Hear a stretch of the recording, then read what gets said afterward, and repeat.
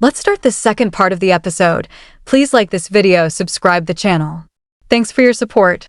Vaughn turned back toward the bench, her posture unwavering, her voice precise and cutting through the tension like glass. Your Honor, we will present private text messages in which Mr. Brown dismisses my client's fears as drama, insecurity, and emotional manipulation. We will submit dated footage from their own reality program, where Christine's pain was not only ignored but ridiculed, her concerns belittled, her worth questioned in front of millions. Kody flinched. The word millions struck harder than anything else. Because it was true. This wasn't a private collapse.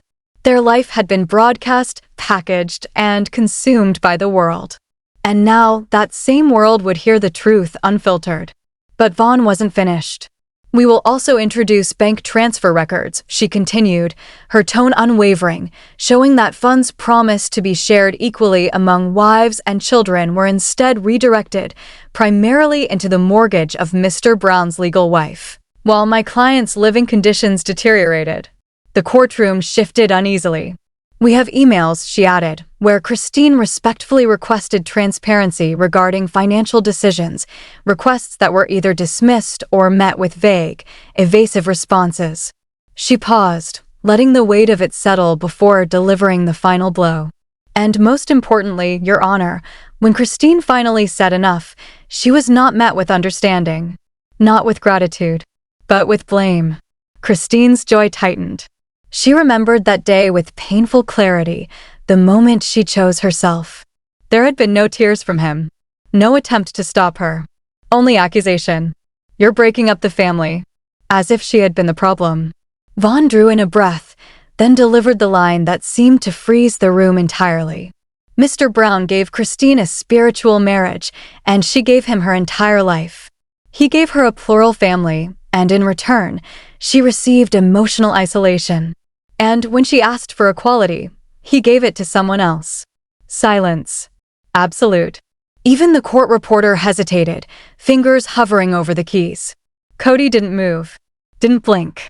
Because now he could feel it fully, the unraveling of the narrative he had spent years constructing. Not undone by exaggeration, but by facts. Facts he had minimized, deflected, smiled away. But here facts remained. Judge Mendes nodded slowly. Thank you, Miss Vaughn. Then his gaze shifted. Miss Christine Brown, would you like to address the court directly? Christine stood. Her knees trembled not from fear, but from the magnitude of the moment. This wasn't just testimony. This was reclamation. Her voice began softly. Your Honor, I never wanted to be here. She paused, steadying herself. I never imagined it would end like this. I married Kody because I believed in something bigger than myself. I believed in family. I believed in him. Her voice cracked once, but she pushed forward. I raised our children. I gave everything I had to that family. I moved wherever I was asked to go. I sacrificed friendships, stability, even parts of myself, because I believed that's what it meant to be a good wife. Her eyes shimmered, but no tears fell. But over time, it became clear I wasn't an equal. I was part of something that worked for him, not for all of us. A breath. My voice didn't matter. My feelings didn't matter. Eventually, even my presence didn't matter. For the first time, she looked at Kody. And when I finally stood up for myself, I was called selfish. I was told I was tearing the family apart. Her gaze hardened. But the truth is, it was already broken. You just didn't see it because you weren't the one hurting. Silence gripped the room. I don't want revenge, she said finally. I want recognition. I want my children to know I didn't walk away from something good. I walked toward something honest. She sat down, and the courtroom remained frozen. Then came Janelle. Her attorney stepped forward, her tone sharp. My client invested tens of thousands into shared property, and today, she has nothing. Why? Because she dared to question authority. A ripple of disbelief moved through the gallery. Miss Janelle Brown, the judge said, you may proceed. Janelle stood, composed as ever. She placed her yellow leather binder on the table and opened it with deliberate care. Your Honor, she began, I entered this family at 23. I believed we were building something lasting, something equal. She turned the first page. Over the years, I contributed not just emotionally, but financially. Substantially. She held up a document. Here is a $30,000 wire transfer I made in 2018 toward the Flagstaff property. My savings. My earnings. Another page. Here are monthly payments I made toward a house, not mine. Robin's. Because I was told it belonged to all of us. She looked directly at the judge. But when I asked to see the deed, my name wasn't on it. A murmur spread. The judge leaned forward. Are you stating you have no legal claim to property you financially supported? Yes, Your Honor. She continued, unwavering. I was told paperwork didn't matter. That family meant trust. But when I asked for legal protection, I was told it would complicate things. A pause. So I waited. I trusted. I believed things would balance out. Her voice sharpened slightly. They never did. She lifted another document. I invested over $80,000 into the Coyote Pass property. Infrastructure. Land preparation. A future we were promised. She turned to Kody. You told me to trust you. That you would take care of me. A beat. But when I asked for accountability, I became the problem. She closed the binder. I'm not here for reconciliation. I'm here for restitution. Then, calmly, she read from an email. Let it go, Janelle. You're making it about money. We're family, not a business. She looked up. But when a family stops being fair, it becomes a business. A pause. And in that business, I was exploited. The courtroom buzzed louder this time. The judge nodded slowly. Then came Mary. She stood without notes. Without preparation. Only truth. He divorced me, she said plainly, so he could marry Robin. A wave of whispers followed. He said it was for the children. But it wasn't. A breath. It was for control. She told her story of trust, sacrifice, and slow erasure.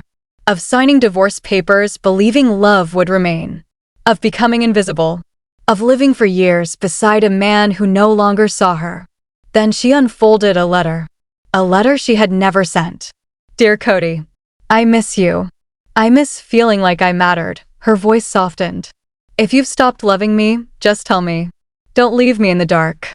She folded it again. You never said it, she looked at him. But your silence did. Then came the line that shattered everything. He didn't divorce me on paper. He divorced me in action long before that. The courtroom gasped. Even Christine covered her mouth. Janelle looked down. Because now everything was out. The defense tried to recover. These were voluntary relationships, Kody's lawyer argued. No contracts. No legal obligations. But the judge's response was swift. Spiritual trust does not erase legal responsibility. And then the moment arrived. Call Mr. Kody Brown. Kody walked to the stand. Slower now. Heavier. Gone was the confident man from television. What remained was someone worn down by truth. I had good intentions, he said. I believed in the family. I never meant to hurt anyone. But the words felt thin. Then Vaughn stepped forward. Sharp. Precise. Mr. Brown, you claim equality. So why was only one house legally secured, Robin's? A pause. It was the best decision at the time. Yes or no? Yes.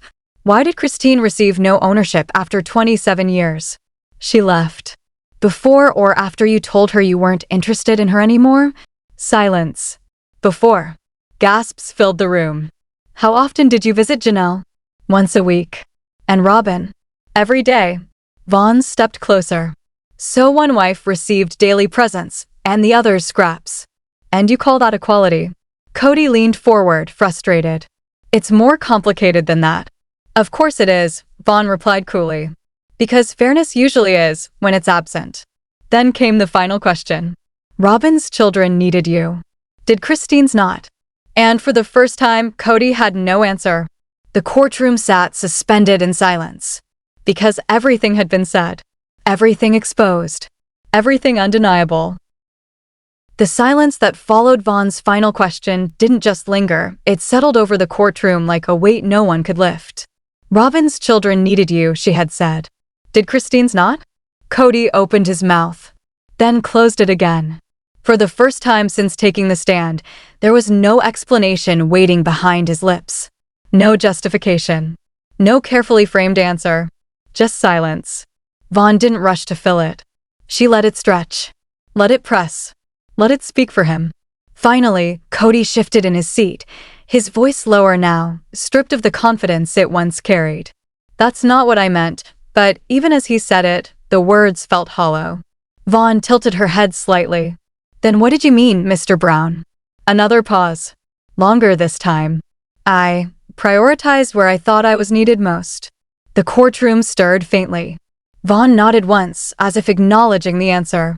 "And who decided where you were needed most?" Kody hesitated. "I did. That was it. That was the crack. Small, but irreversible." Vaughn stepped back slowly, her voice calm, almost quiet now. "No further questions, Your Honor."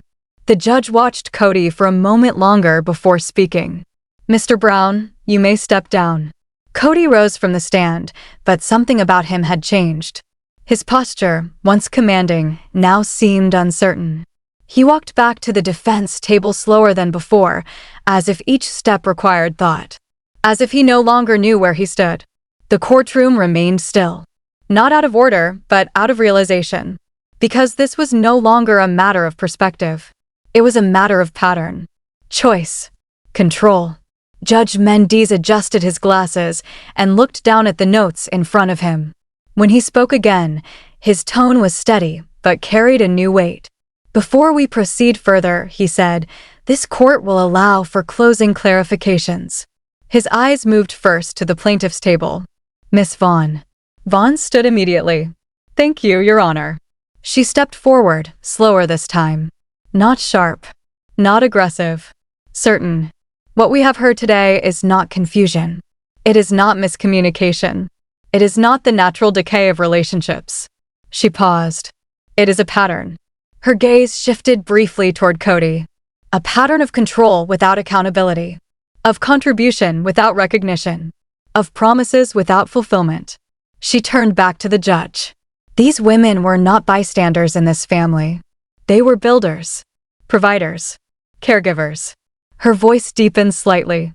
And yet, when the structure they helped create began to benefit only one, they were expected to remain silent. A beat. They did not. Across the room, Christine sat straighter. Janelle's fingers rested calmly over her binder. Mary's eyes didn't leave the bench. Vaughn continued. "We are not asking this court to judge belief systems. We are asking it to recognize actions." She gestured lightly toward the documents. Financial exclusion. Unequal distribution. Emotional abandonment tied directly to decision-making power. Her final words landed with precision. "Your Honor, equality was promised. Inequality was practiced. And now, accountability is required." She returned to her seat. "Mr. Lance," the judge said. Kody's attorney stood, smoothing his jacket, though the movement felt more habitual than confident now. "Your Honor," he began, "we do not deny that this family experienced strain, significant strain." He glanced briefly at Kody, then back at the judge.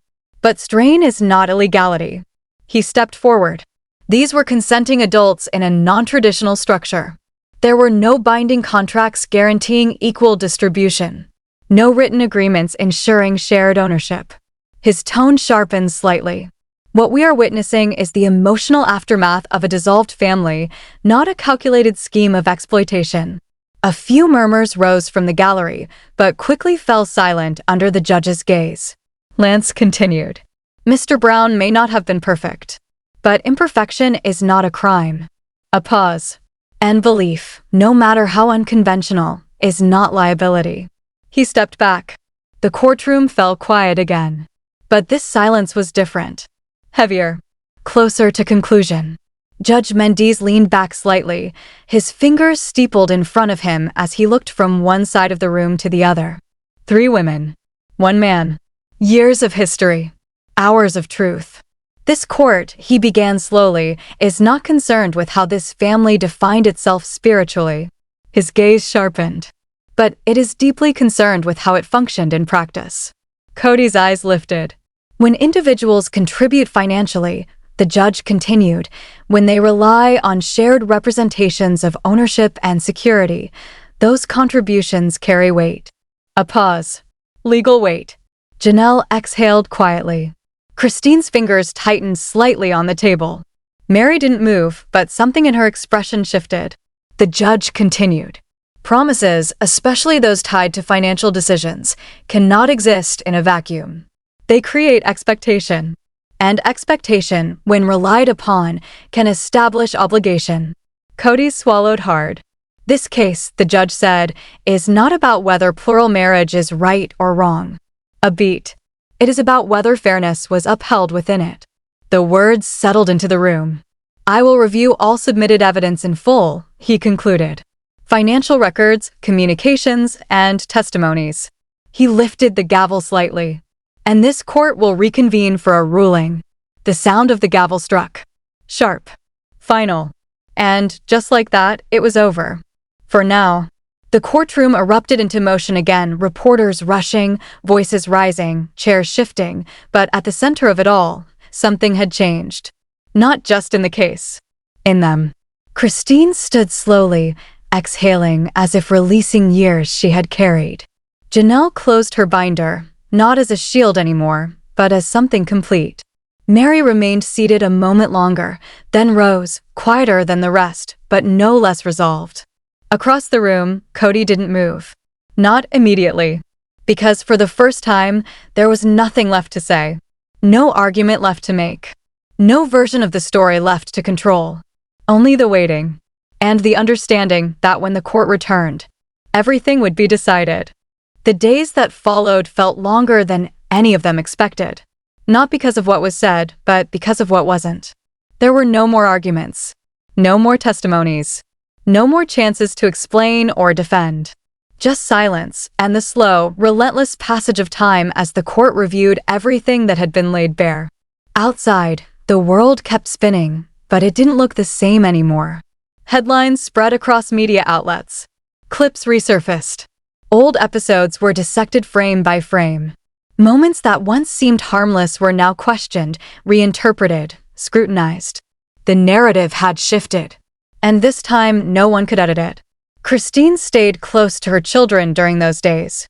She moved through her home with a quiet steadiness, as if grounding herself in something real after years of uncertainty. Sometimes she caught herself replaying the courtroom in her mind, her words, his silence. But instead of doubt, she felt something unfamiliar. Relief. Not because it was over, but because it had finally been spoken. Janelle, on the other hand, remained focused. She reviewed documents again, not because she needed to, but because it was who she was. Methodical, precise, grounded in facts. But even she couldn't deny the shift inside her. For years, she had justified, balanced, waited. Now, she was done waiting. Mary spent the most time alone, not out of isolation, but reflection. For so long, she had lived in the space between hope and reality, holding on to something that had already slipped away. But now, after saying everything she had buried for years, something had changed. The silence she once feared? It no longer felt empty. It felt peaceful. And Kody felt the absence of all of them. Not in a dramatic, sudden way, but in quiet moments. The kind that crept in when there was no one left to talk over, no distractions left to hide behind. He sat alone more often now, sometimes staring at nothing, sometimes replaying the testimonies in his mind, not as arguments to counter, but as truths he could no longer ignore. 3 voices, different tones, same message. The morning of the ruling arrived without ceremony. The sky was overcast, heavy with the kind of stillness that comes before something final. Inside the courthouse, the tension returned, but sharper now, more focused. Everyone knew. This was it. Christine arrived first. Calm. Composed. She didn't look around much, didn't need to. Her focus was forward now. Janelle followed shortly after, binder in hand, not because she needed it, but because it had become part of her armor. Her expression was steady, unreadable. Mary came last. Quiet as ever. But different. There was no hesitation in her step this time. And then Kody. He walked in slower than before. Not weighed down by noise or attention this time, but by something heavier. Awareness. They all took their places. Same room. Same seats. But nothing about it felt the same. All rise. The judge entered. Everyone stood. And then sat again. Judge Mendes looked over the courtroom briefly but deliberately. His expression gave nothing away. But his voice carried finality. I have reviewed the testimonies, the financial records, and the submitted evidence in full. A pause. No one moved. This case presented a complex intersection of personal relationships and financial conduct. His eyes shifted toward the plaintiffs. And while this court does not evaluate emotional harm in isolation, a beat, it does recognize when financial actions reflect a pattern of inequity. Janelle's fingers tightened slightly. Christine held her breath. Mary didn't blink. The judge continued. Evidence shows that contributions made by the plaintiffs were significant, consistent, and relied upon representations of shared ownership and mutual benefit. He turned slightly toward Kody. However, those representations were not upheld in practice. A quiet stir moved through the room. Funds were disproportionately allocated. Access to financial decision-making was limited. And legal ownership did not reflect the contributions made. Each sentence landed heavier than the last. Kody's shoulders sank. Just slightly. But enough. This court finds that the plaintiffs, Christine Brown, Janelle Brown, and Mary Brown, are entitled to financial restitution based on documented contributions. A pause. Long enough for it to fully register. And further, the room tightened again. Any jointly acquired property tied to those contributions shall be subject to equitable redistribution under court supervision.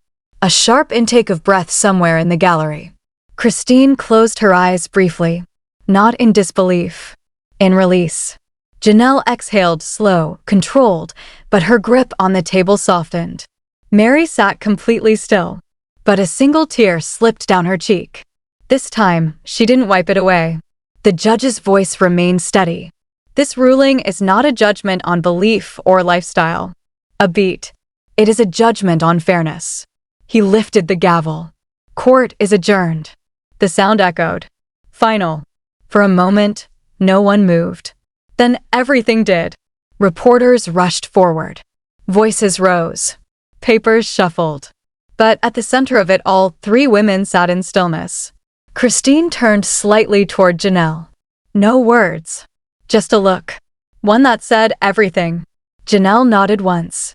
A quiet acknowledgement. Not victory. Validation. Mary let out a breath she didn't realize she had been holding for years. Her shoulders lowered. Her posture changed. Subtle, but undeniable. Across the room, Kody remained seated. Because for the first time, the outcome wasn't something he could influence, or explain, or reshape. It was simply decided. And as the courtroom emptied, he looked up, not at the judge, not at the crowd, but at the 3 women who were no longer his. And for the first time, he truly understood. They hadn't taken the throne. They had walked away from it, and built something stronger without him.